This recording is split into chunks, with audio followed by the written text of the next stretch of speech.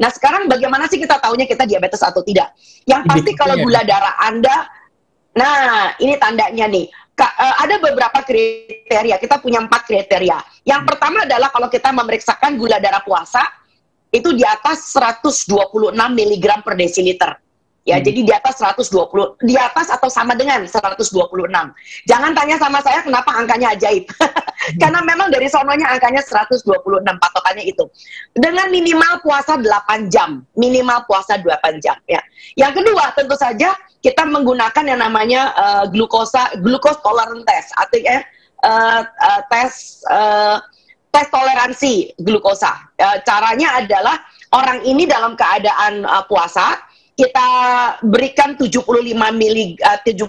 gram gula dalam waktu 5 menit, harus habis minumnya dalam 1 gelas air, lalu kemudian 2 jam kemudian kita periksa.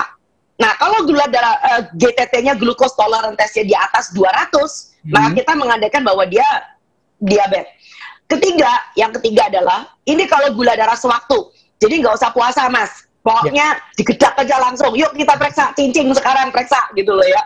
Nah, kalau biasanya angkanya di atas angka 200 atau lebih, maka ini kita andaikan dia diabetes, plus gejala klasik.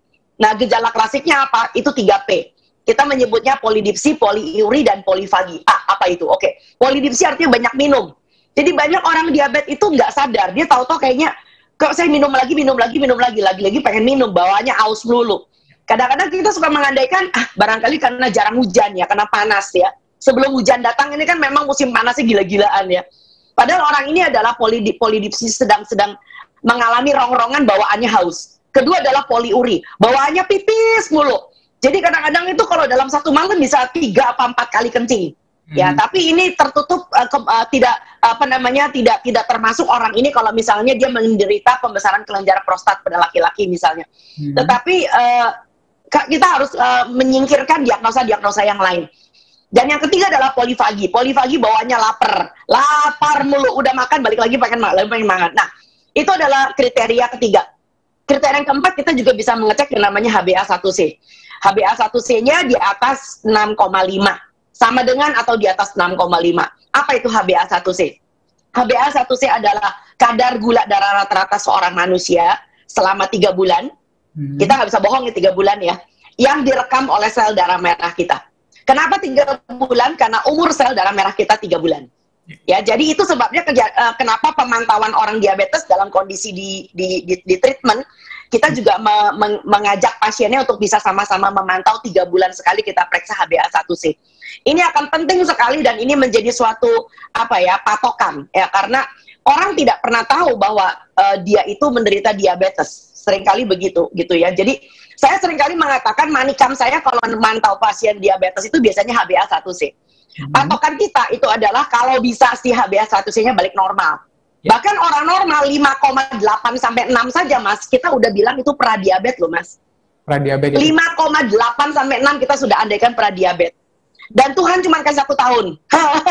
Kenapa? Dalam waktu 1 tahun kalau udah pradiabetes, Anda enggak, kita benahin hidup nih, maka tahun depan Anda pasti diabetes. Biasanya cuma dikasih 1 tahun.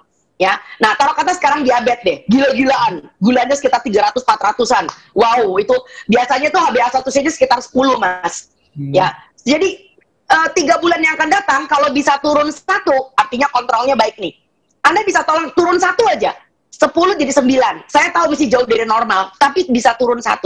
HbA1c, jadi balik kalian yang menyandang diabetes, kalau HbA1c-nya bisa turun 1 aja, itu artinya 14% risiko kematian mendadak karena diabetes turun. Ya. Nah, jadi hati-hati tuh. Banyak orang suka nggak ngeh. Mestinya kita agak sedikit waspada ya. Belakangan ini ada orang artis terutama katanya diabetes, tiba-tiba meninggal. Nah, karena apa? Ya itu barangkali HbA1c-nya nggak terkontrol. Ya, sebab dengan Anda bisa turunin 1 aja, 14% risiko kematian mendadak karena diabetes turun.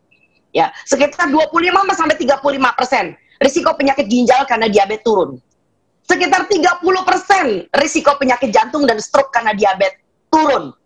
Jadi betapa pentingnya seorang diabetes itu melakukan pemantauan. Itu, Mas. Terima kasih sudah nonton. Jangan lupa like, subscribe, dan share ya.